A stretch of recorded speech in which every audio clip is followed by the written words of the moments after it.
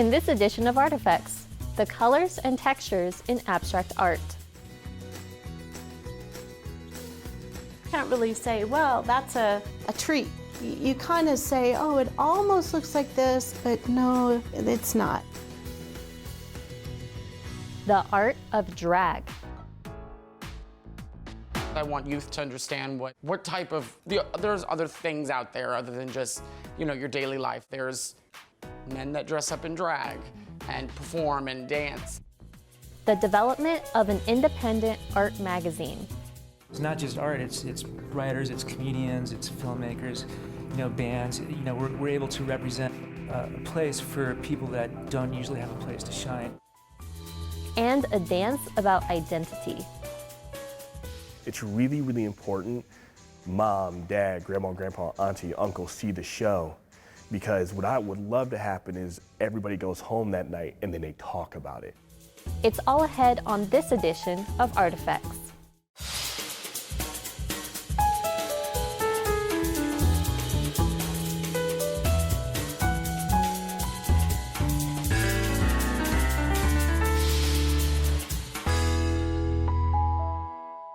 Funding for Artifacts is made possible by Sandy Raffelli, the June S. Wisham Estate, Carol Frank Buck, Merrill and Lebo Newman, Heidi Marie Rockland, Meg and Dillard Myers, the annual contributions of PBS Reno members, and by Hello, welcome to Artifacts. I'm your guest host, Guinevere Clark. For our first segment, meet abstract artist Susan K. Handow of Reno. She uses different colors and textures to create organic shapes floating against neutral backgrounds. Handow combines a variety of mediums to create her abstract artworks.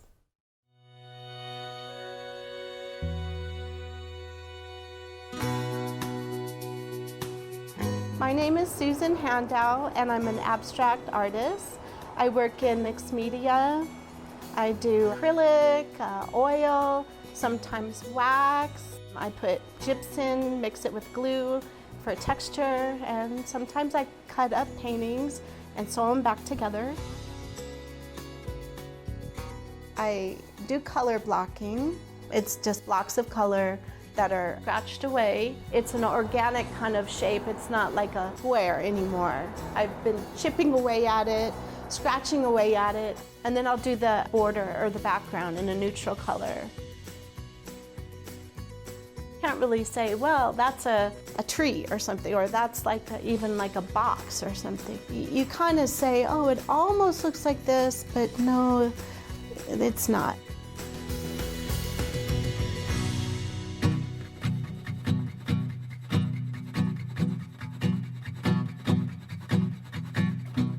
When I start a painting, all I know is that I'm going to do color blocking.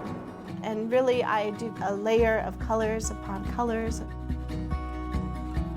And then I put the gypsum in. I call it mud. It's not really mud, but I just put the mud down there to build the texture up. And then you can see that it cracks a lot. It dries, and then I start putting different color on there and push the color around in the cracks. Then I'll paint another color over top of it, and then the one color will stay in the crack, and then I really scrape it. I start scraping and marking, and that's where the fun comes in. Because then you get different layers that pop out.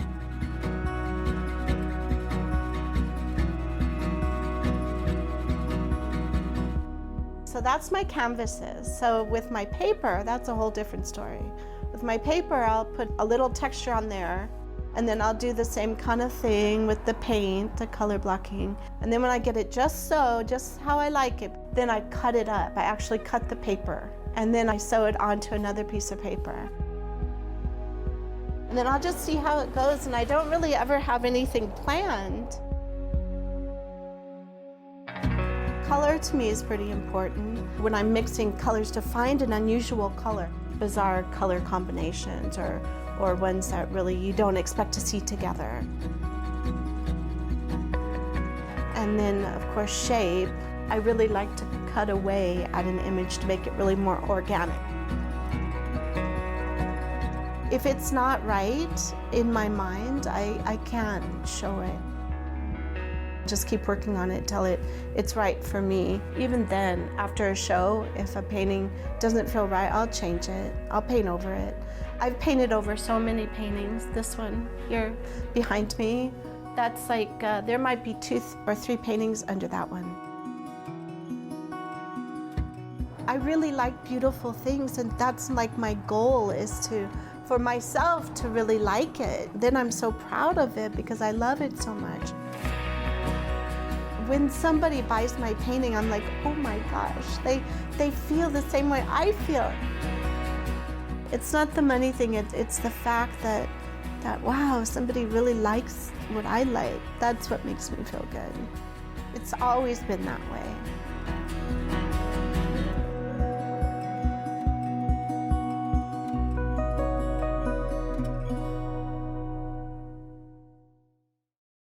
You can find more of Hando's work at susanhandau.com.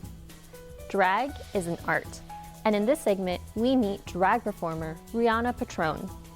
Based in West Palm Beach, Florida, Patron sits down in Drag Queen Story Hour for youth in the community.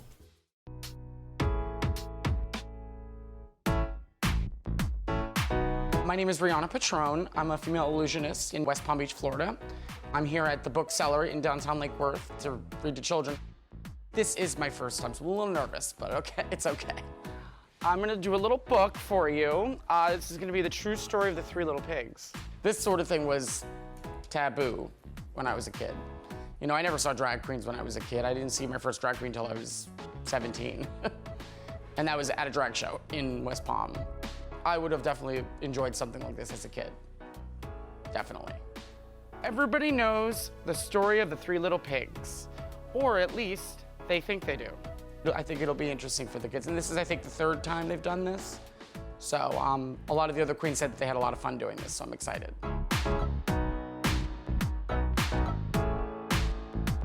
I want youth to understand what type of, there's other things out there other than just, you know, your daily life. There's men that dress up in drag and perform and dance and read to children, in this case, Wolf's Honor. Little Lady Gaga thing there. I've been doing drag for about 12 years, professionally about 10. I actually do this for a living. I don't have a regular like 9-to-5 job. It's more like 9 till 5 o'clock in the morning. I do multiple shows throughout Palm Beach, Broward, and Miami-Dade counties. A lot of drag brunches, which are always fun for people. I also host my own show actually across the street from here on Wednesday nights. It's called Propaganda Dug Rocks. The performance is actually my favorite part, and then makeup would be second. I'm now a former Miss Palm Beach Pride. Miss Catalea Davenport Dupree won, and we're very excited what she's gonna do this year. My give up was amazing. I had so much love and acceptance and joy in the room. It was wonderful. That's it. The real story, I was framed. But maybe you could loan me a cup of sugar?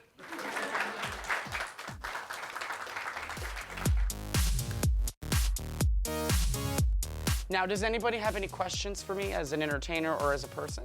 I've seen them do makeup on TV, and I know you didn't just throw it on. How long does it normally take you to Oh, to do my makeup is about an hour. Yeah.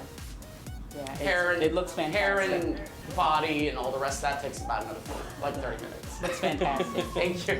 What advice would you give to a youth or a teenager or a young adult that think they may want to also go in the same area that you're going into? Practice, practice, practice. Yes, YouTube videos are great. They're a great way to learn how to do makeup. But the best way to do it is focus on the music, because the music is actually what you're actually portraying. So do you have any advice for any young kids that are trying to come out as LGBT? Loaded question, I know. Yeah, it's a loaded question. I mean, I came out when I was 18. I waited just to save myself the heartache. But I believe you should be who you are, no matter what. No matter the bullying, no matter the ridicule from family or friends, which they're not your friend if they don't like that. Be who you are. Come out, show the world, and be exactly who you should be.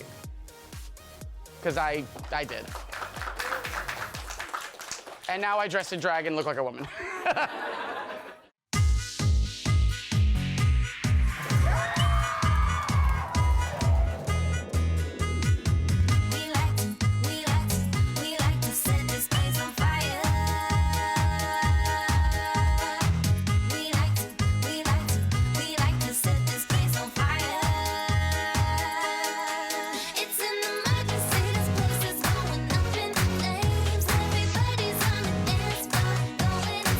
I've actually been opened up with wide arms, to say the least. Compass has supported me for many, many years. I'm also part of the organizations in Fort Lauderdale and Miami. So I do a significant amount of traveling. So honestly, having children watch me is another feat, I guess. I mean, I see children at Pride and stuff, because that's one of the only parts of my job that I get to perform for children. So I do enjoy it very much.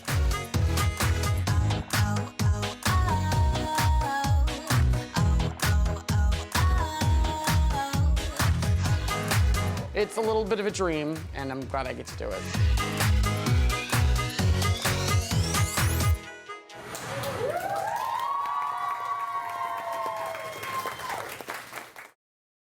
To learn more about Drag Queen Story Hour, visit dragqueenstoryhour.org.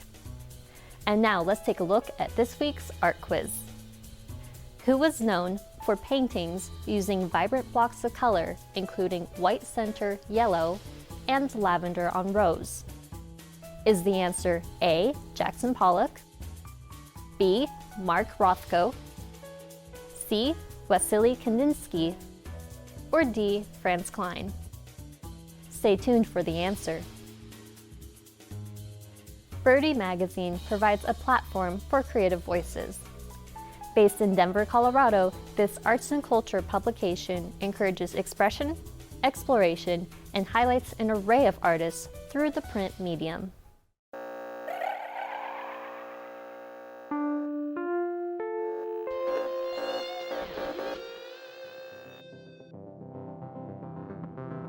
We had very humble beginnings, which we still do. Me, Johnny, and Michael King, we met in Johnny's 600 square foot Capitol Hill apartment and decided that there was something lacking within our community. We just felt like there was this hole within the culture here in Denver. We felt that people still cared to have a palpable magazine to look at, put on your coffee table, to enjoy it as something tactile. We wanted to make a living being creative, but also do something that contributes to the world and helps make the culture better and more interesting. Why not kind of like, not reinvent the wheel, but get a little bit more creative and see what you can do just outside of a traditional format. So we spearheaded it from there and launched the first magazine in January 2014 with $2,000 and 1 month of content.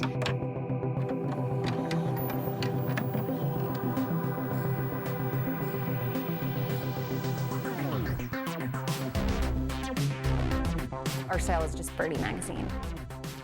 If we could have like holographs coming out of Birdie, we totally would do it, you know? We love 70s and 80s, the old school vibe. Digital art, but mixed in with that analog feel. We're, you know, influenced by film and punk and music. A lot of people would classify like what we print as kind of a lowbrow art style, but we love contemporary art, abstract, poetry, comedy, and irreverence. One of our baseline fundamental pillars of Birdie is art as resistance. You know, even if you're not able to go out there and march or you don't have money to give, making art in and of itself is the ultimate form of resistance in our opinion. Nonviolent. Yep. Artists are really brave people. We really do think that we need to respect art and the disenfranchised, the misfits of our community, the underrepresented, that might not necessarily get into another publication. We print what we want. When we started, we had no submissions, and now it's just non-stop. It's not just art, it's writers, it's comedians, it's filmmakers, you know, bands. You know, we're able to represent a place for people that, you don't usually have a place to shine. Just, a platform of diversity, inclusivity. We're quite multi-generational, multi-background, and that's really important. Obviously, we do have some, language in our magazine, but it's an all-ages publication. There's nothing more exciting to me to print a little 6-year-old's cartoon because it is beautiful. It's art. Hopefully anybody can pick it up and appreciate it. We fought to have good quality product. So the cost of it, yeah, it's a pretty penny to make it.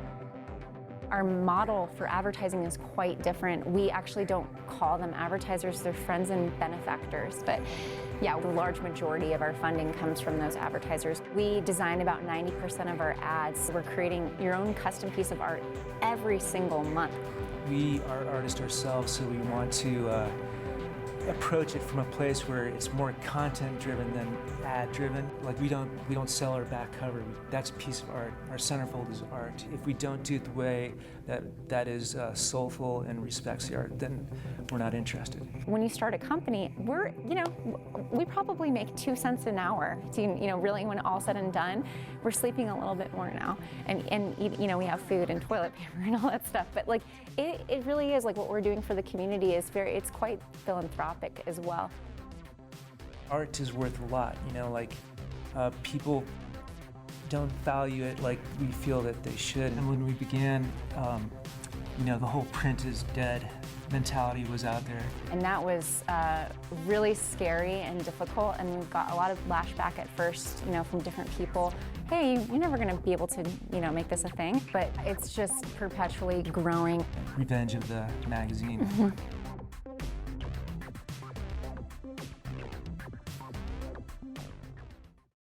To see more, check out birdiemagazine.com. And now let's review this week's art quiz. Who was known for paintings using vibrant blocks of color, including white center yellow and lavender on rose? Is the answer A, Jackson Pollock, B, Mark Rothko, C, Wasily Kandinsky, or D, Franz Klein? And the answer is B, Mark Rothko. In this segment, we meet Dominic Moore Dunson, a dancer and choreographer who created the Black Card Project. This dance theater production explores African American identity, culture, and history.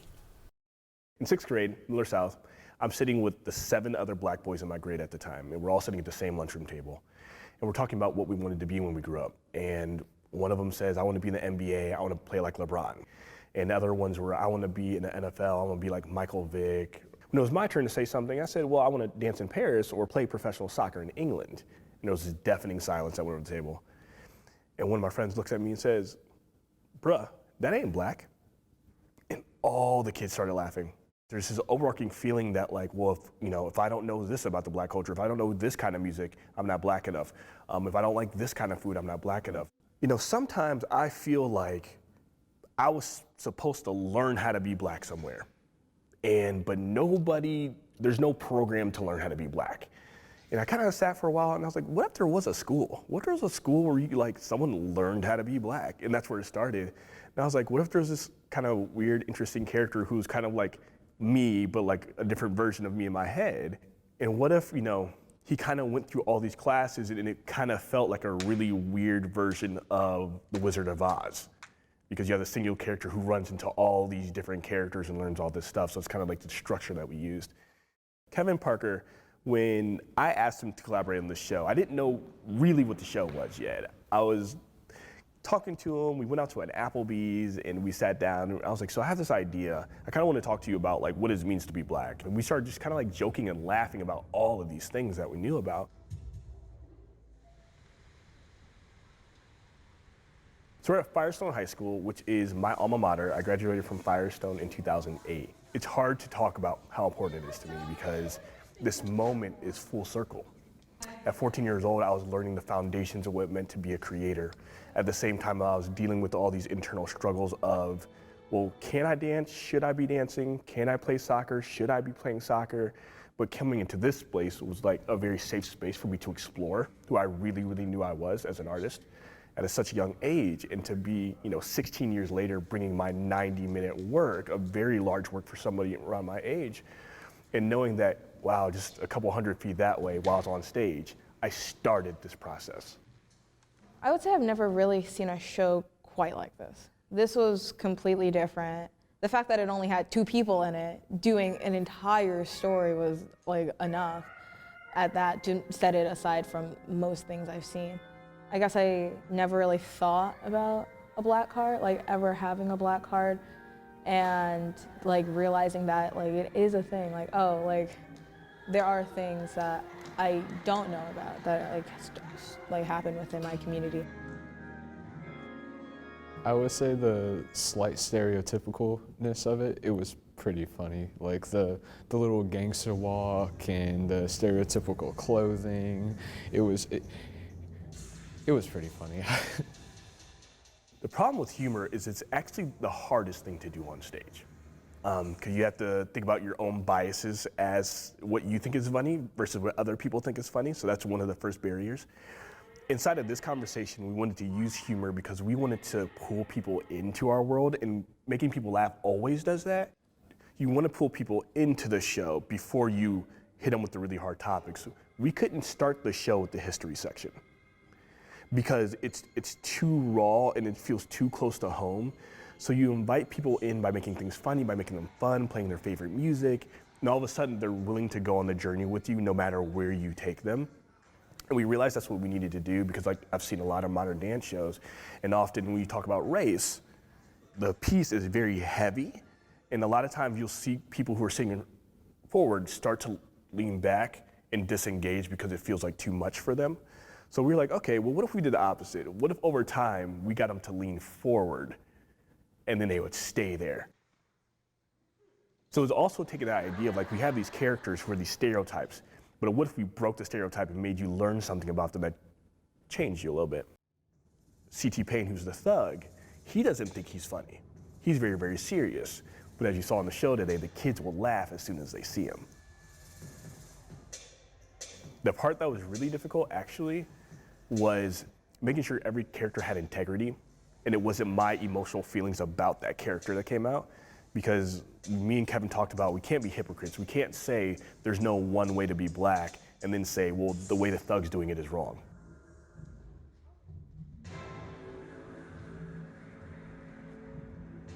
And I knew I wanted to do something that had to do with Black history, but I didn't know what. So I was just going through clips and things like that. And one day I had this dream that I was running. And I was just like, there's a slave master running me, there was the dog happening and all this stuff. And then I had another dream about being in the Jim Crow South and what that felt like. And then I had another dream right after that was like the 60s Black Panther movement. And then another dream that was kind of being this Trayvon Martin, Tamir Rice type character. So the section is actually literally a dream I had. All you can really hear is whippings and getting hit with batons and all of that. And I would say that kind of is really reflectful on our history. I feel like that was probably the part that made it most impactful, was just like the way they drawn in the audio with the dancing, and I would say like that all just came in and made it so powerful. I would love for this piece to tour nationally, to tour to all these large cities, especially where there's a large African-American population, and to get into the schools just like we did here. But also the show is also built for the students, but also their families. It's really, really important mom, dad, grandma, grandpa, auntie, uncle see the show, because what I would love to happen is everybody goes home that night and then they talk about it. That's the point, right? The mission of this project is to create conversation around the narrow aspects of the Black identity, and then how that relates to economic development in the Black community. This is living proof that you could literally do whatever you want to do. And even though you may get hit, you may get hurt, you may get brung down a little, you'll still be you and be able to go forward to wherever you're trying to achieve. Today was the first performance where, I could see the audience a little bit, but it felt like 80 to 90% of the audience was the exact target audience this show is for. And it gave me a sense of like, this is why we did this. For more information about the production, visit inletdance.org. And that wraps it up for this edition of Artifacts. For more arts and culture, or to watch past episodes, visit pbsreno.org/artifacts. We will see you next week. Thank you for watching.